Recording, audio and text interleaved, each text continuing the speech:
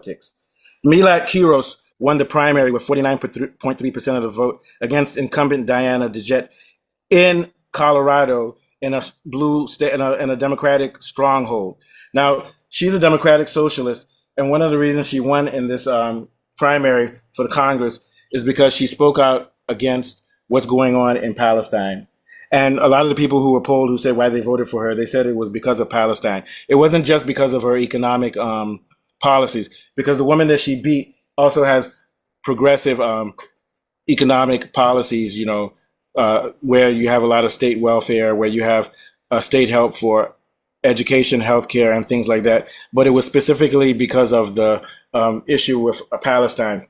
This is sort of like how Mamdani won New York. Mamdani was the only person during the primaries that was running for the Democrats who said that he saw what was going on with Israel and Palestine as genocide. And he was one of the only people who said that rather than Americans' money going taxpayer money going to kill children in Palestine, that money should be going to figure out why our kids don't have free lunch in schools, why we don't have universal health care for kids, why we don't have universal kindergarten for kids so their parents don't have the burden, but we have tons of money to spend on war. So this is the message that is being sent by American people, and it's getting broader and broader. You have it in DC where there's a lady who's for the Democratic Socialists who won the DC nomination for mayor. I think it's Jeffries or something like that. Then you had two Mamdani Democratic Socialist allies win the primaries for the Democratic seat for Congress, and they're going to win, along with the lady who's just won in Colorado. So you're seeing that in cities all over the country now, people who have the socialist agenda. And what it means by socialist means we're against dehumanization of people in Palestine. We're against American money being used for corporate interests and for war, and not for the well-being of our children, our families, and our neighborhoods, are beginning to win. So that it's time for the Democratic Party to take a note, because most of the Democrats who are in Congress and in Senate continue taking money from AIPAC and from corporate interests rather than representing American interests. And we know that one of the rules of the Democratic Socialists of America is that you can't take money from corporate interests. So it means that whatever you're representing, there's no link between you and corporate money. Now, Hakeem Jeffries says that, who's a Democrat, he's a DNC, what I would call a DNC conservative traditionalist. And what do they call it? Establishment, says, which basically means he's owned by corporate, and there's no difference between him and Trump. There's no difference. They both are for war spending. They both are for continue funding the genocidal regime of Israel, and they're not for pushing the boundaries of what it means to be an American and what Americans could have, like tax breaks, like funding for schools, because they believe socialism is a bad word. But anyway, to cut it short, he said that these guys are winning in small areas, but they can't win in areas in which Democrats and Republicans are fighting each other head to head, because in those types of states, you don't have liberal people, and they'll be afraid of the Democratic Socialist brand because Americans hate socialism. I'm not going to argue whether that's true or not. Donald Trump said that he's happy that the Democrats are now nominating Democratic Socialists because the rest of the country, other than the liberals, hates socialism and communism. So they should still, he's happy that the Democrats are choosing these types of candidates because it undermines them. What I'm going to argue is that it doesn't undermine the Democratic Socialist movement at all, because they're winning in states in which people have these values, which are deeply human. And in states where they can't win it, others, Democrats, who are just like the Republicans, would win. So if I'm a socialist, you see what I'm saying? If I'm a socialist, I lose nothing in a state in which a Democrat who's not a socialist wins, because that person is already a Republican. So in those types of states, you can't win those states. But if you take a close look, Colorado is more of a balanced state in which Republicans can win. And if you look closely and you look at places like Pennsylvania, places like Michigan, places like Wisconsin, these are places that are swing states, which have a lot of people who would be very open to the idea of what the Democratic Socialists of America stand for and what any left-leaning candidate would stand for. All they really stand for is the power of the labor unions so that workers have rights. All they really stand for is that rather than spending money on wars and on international things, we spend them on our economy, which is schools, healthcare, and also welfare when you can't work. all of this equates to me to economic progressivism. So what it sounds like is that the democratic socialists are exactly what Trump said he was, America first. Isn't that what Trump said at first, Afolabi? He said, no more wars. He said, no more spending on Israel, no more spending on Russian war, let's spend on the American economy. So to me, the democratic socialists are almost the same as what Trump's MAGA was. The only difference is that Trump will say we should spend the money on trade on industrialization and on tariffs on foreign companies, where the Democrats will say, where the socialists will say, yeah, we should put America first, but America first means healthcare. It means welfare for people who need to get back on their feet. It means spending on universities and things. But we can argue that later. But Democratic socialists are put America first. MAGA was supposed to be put America first. But if you vote for a Democrat who belongs to AIPAC or to corporate, he's basically saying put corporate America first. If you vote for the Republicans, including Trump now, who belongs to the corporate, you're for putting corporate America first. So my argument is that the Democratic Socialists of America should continue building up their grassroots and try to get into other states and municipalities where people, let's throw the word socialist away, but where people believe that finally my tax money should go to healthcare, to childcare for my children, to free buses to work, to free university and everything, because I'm an American. And when I do well, the economy does well. Because you can't have a good economy if people are worried about healthcare, if they don't have daycare for their children, and if they can't get a good education and the government subsidizes it. Now, if the government doesn't want to subsidize my education, it shouldn't subsidize a genocidal war in Ukraine, not in Ukraine, in Israel. So my answer to Jeffries and to Trump, who say we're wasting our time by voting for Democratic Socialists because they can't win in cities where people aren't socialists. Why do we care? Because what we care about is the cities we can win, the cities that we can win, the cities that we can't win, in which Democrats who belong to AIPAC or Republicans who belong to AIPAC is beyond our control. And all we can do is wait for the old people to die and for young people to retake them in those cities who can listen to what we say, which makes sense. And I'll say it again. No citizen of America should have to pay for public universities. Private universities, yes. Public universities shouldn't be paid by Americans because it's the government's duty to provide universities for its citizens. Because if its citizens don't have proper university training, it's going to cause a crisis in America at every level. It'll cause a military crisis because we won't have kids smart enough to make weapons and to provide soldiers. It's going to cause a crisis in education because if you don't teach, if people who want to become professors and teach in universities or teach in high school, if they can't afford to go to school, then who's going to be the teachers? Who's going to be the doctors? All of these things. This should be covered by the government. And the government's interest is to make sure the society goes well. And there can be no society in which there isn't healthcare, education, and infrastructure. What are your thoughts, Afolabi? Yeah, you're absolutely right. And I think the Republicans might be a bit delusional here by projecting the label socialism as a negative in order for voters to be discouraged. Yeah. I think a voter may reject socialism as a label, but it will still support lower prescription drug prices, stronger labor unions, higher minimum wage, affordable child care, restriction on corporate landlords, and higher taxes on billionaires. So it's not about the label. Republicans may be getting it twisted here. They can win the argument over the word socialism because it's maybe a traditional or a fact that socialism may scare voters. But they will lose the argument on their rent, wages, healthcare, and childcare. And the danger for the GOP is simple. Voters may dislike what democratic socialists call themselves while supporting many of their policies. I mean, look at cost of living. It matters more than whatever ideological fear they have. Republicans appear to believe that frightening voters with the socialist label will distract their attention from economic dissatisfaction. No, it won't work that way. Many of them see this as an opportunity to project their values. And when people are struggling to pay rent, buy food, afford electricity, or receive Medicare, telling them that politician promising relief is a socialist may not be enough, basically. No, it's not going to work, and people aren't stupid. Now, I will say that the Democratic Socialists of America can be a little bit more strategic, and they have to focus more, not so much on their name or their group. Undermining the label alone will not work. No, yeah, it won't work. And the Republicans are laughing at the Democratic Socialists because they are afraid of them. It's the person you're afraid of that you Decline, you undermine. derogate or that you put down, because what you're doing is, if they were, yeah, if the Democratic Socialists weren't a threat, the Republicans would act like they're for it. But they're actually making clear, they're laughing. They say, yeah, you guys are voting for those stupid people. If they were actually not a threat, the Republicans wouldn't say anything. You Of get my course, we point? just shut Because up. they know, and same thing with the Democratic, yeah, same thing with Hakeem Jeffries and co. He's saying, oh, the Democratic Socialists, we need to beat Trump, and the Democratic Socialists can't be accepted by all Democratic districts around the U.S. So we need to come together and get rid of the Republicans. No, because you're the same thing as the Republican. You're killing children in Israel.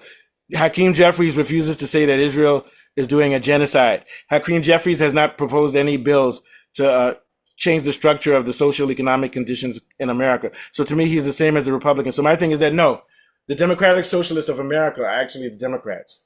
The DNC, Hakeem Jeffries, Hillary Clinton, they are not the Democrats. They are part of the same fascist imperial government that the Republicans are. Then you have the real Republicans, like what's her name? Marjorie Taylor Greene, who also fought for health care because she wanted her white people in America, in her white town, in her white state of Georgia, to have health care. It's the same thing the Democratic Socialists are saying. You're just using different words. You see what I'm saying? So all we need to do is wait for these old, stupid people to die and wait for enough young people to get the message of the Democratic Socialists of America and the Christian right. I'm not going to go against the Christian right. I'm not for them, but I'm not going to talk bad about them, because at least the Christian right, like Tucker Carlson and Candace Owens and Marjorie Taylor Greene, I may not agree with them because I'm not a religious person, but at least they have the common sense to say, put America first, put our family and our children first, rather than Israel. The only thing is that we differ on what it means to put our children first. Let's get rid of the Republicans who stand for Israel and stand for corporate, and the Democrats who stand for Israel and stand for corporate. Then we can worry about fighting the ideology of socialism versus Christianity and capitalism. We're not going after capitalism now. We're going after corporate lobbyism. You see what I'm saying, Afolabi? What are your thoughts, Alex? Yeah, I agree with you guys that the socialists would really increase the quality of life and resulting in universal health care, kept rent, that blocks corporate landlords and free public college. But realistically speaking, the Republicans, they were strongly criticizing this vision, and they were saying that it's financially untenable and warning that it would also require tax hikes on the middle class. So I don't know, guys, what do you think about that? Okay, so then Like, why are they yes, spending trillions? So they said it's not financially responsible, but they spent more than $2 trillion on the Iran war. They're throwing away money.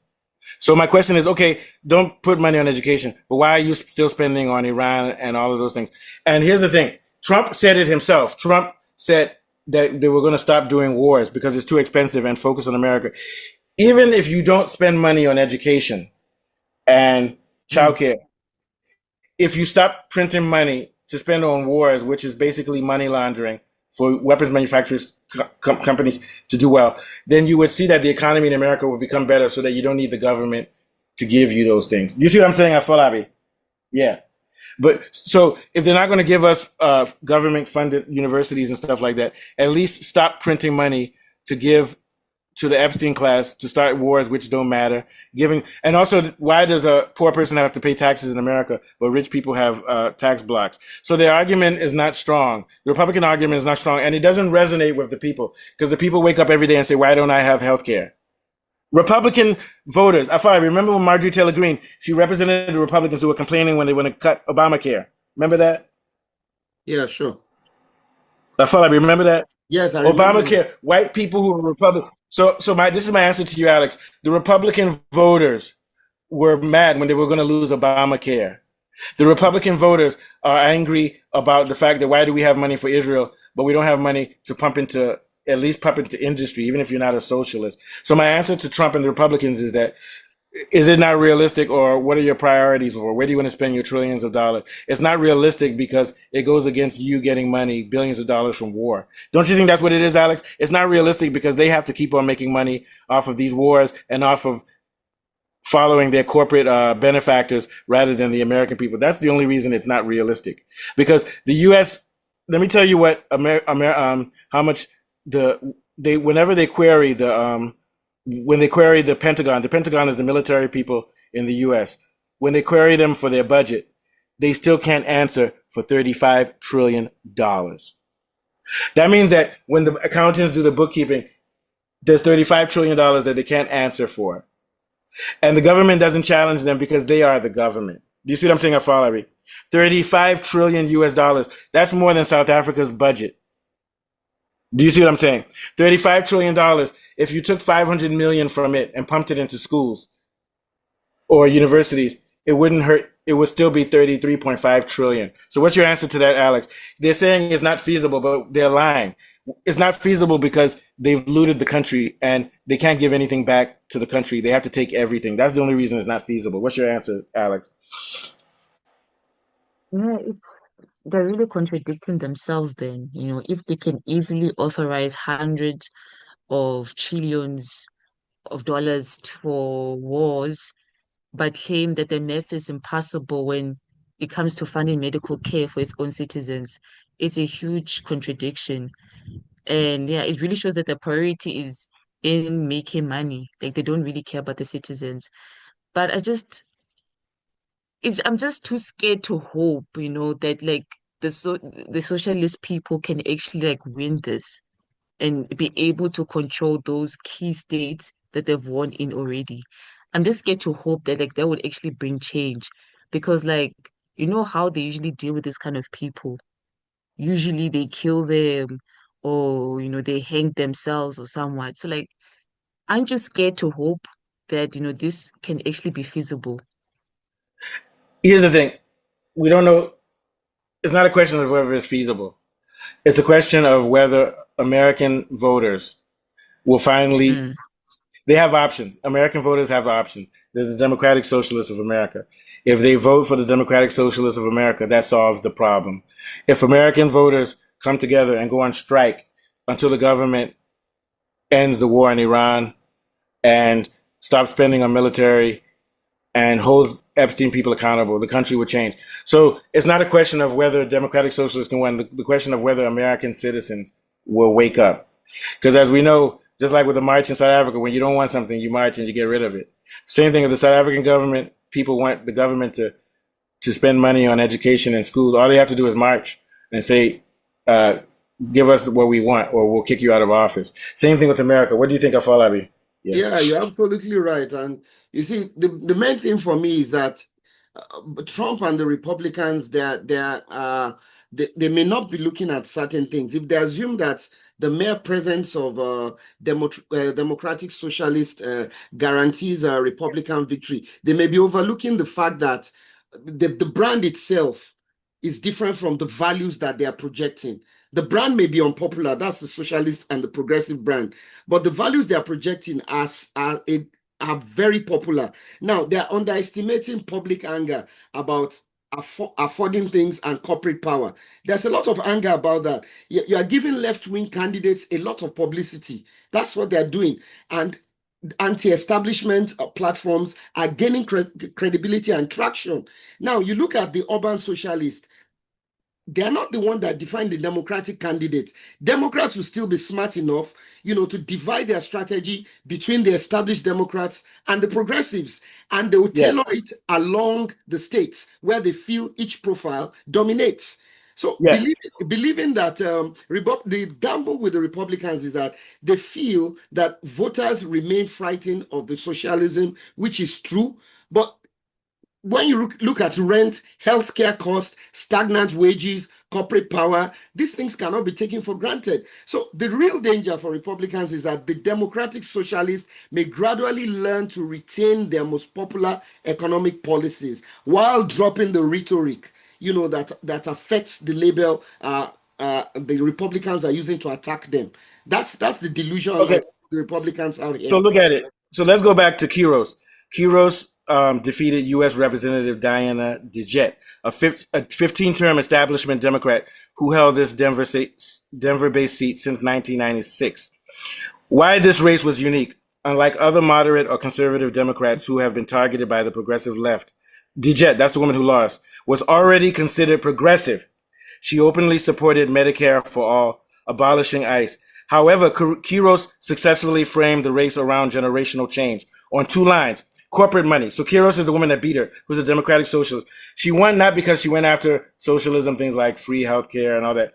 KIROS ran a grassroots campaign strictly refusing corporate money and accusing the aging party establishment of being beholden by wealthy donors. So what she didn't, she say I'm a socialist. She said you're being held by wealthy donors and you represent them. Second thing she did, foreign policy and activism. The sharpest policy divide was over Israel. While DJet supported Israel's right to defend itself, KIROS, a former lawyer who was fired for writing a letter criticizing the war in Gaza, she's fired for that. And that's when she decided to become, think about it, she was fired because she stood up for Gaza. So she said, oh, you want to fire me? Now I'm going to become a congresswoman because I'm going to run on the criticism of Israel. They fired her for supporting Gaza, made opposing U.S. military aid to Israel a centerpiece of her campaign.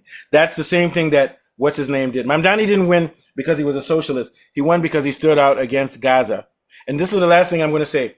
America has more and more black people, more and more Mexicans, more and more people from the Arab world. And these people are very angry about what's going on in Israel. Okay. So what you're now seeing Afolabi is that even though she's a DSA, she didn't talk about socialism. She talked about spending money on killing children in Gaza, being funded by corporate and taking money from corporate. That's what DSA actually means. The Democratic Socialists of America say they don't take money from corporates. That's how Trump won MAGA. Trump said, I'm not part of the swamp. I don't take money from corporations. They need to stick to that narrative. What are your last thoughts on Alex before we go? I just want to touch on what Afolabi said, Yeah. that the America is underestimating how angry the people are. But the way the citizens are being pushed, they can't afford basic things. Rent is always increasing. There's medical debt. The rage it becomes way too much, and they're underestimating that people can actually overrule the system that they've been running. This is an old system, and it's time for a change. And I hope that it actually happens and maybe can be an example to other countries to actually follow the same thing or have the same energy and determination to put people who can actually bring change into power. I mean, it's possible, but it'll probably take another 50 years because these things happen slowly. Afolabi, I'll end with this. Do you remember when Trump, this is what Trump said. Trump said, daycare doesn't matter. Remember he said, children's school doesn't matter. The only thing that matters is the war. Do you remember when he said that? Yeah, absolutely. And do you remember when he said, I'm not worried about inflation? Did a show on that, yeah. Yeah, he said, I'm not worried about inflation. I'm worried about Iran. Affected. So that shows that it shows that he's in denial. He's told the American people that I don't care about you. This is why you had riots in Minnesota. This is why the country. So what I'm saying is that goes in line with what you said, Alex. He's already said it. He doesn't care about daycare for children. He cares about the war. He said he doesn't think about inflation or anything. He only thinks about Iran. That means he took off his mask and he showed us who he really is. So that's all I have to say. Take us out, Afolabi. Yeah, so basically just wanted to briefly just round up with this. I think many left-wing economic policies are very popular, but I think the socialist label and activist language sort of put voters off in some states. If the left focuses on practical issues like lowering rent, better wages, affordable healthcare, reliable public services, basically, it could appeal to more working class voters and become a competitive advantage in the larger parts of the country, basically. And that's where I think I'm signing off. Yeah, and I agree because once again, like that woman who won in Colorado, she focused on Israel and focused on corporate money. A lot of people probably didn't even know she was being funded by the Democratic Socialists. You don't even have to say so. Just say what you're doing. Trump, by the way, Trump would tell them that you're a socialist. Yeah. All right, take us out of Afolabi. It's been another brilliant political show, and I've been discussing with Alex and Mustafa. My name is Afolabi. We'll be back again. Thanks. Good one. Yeah.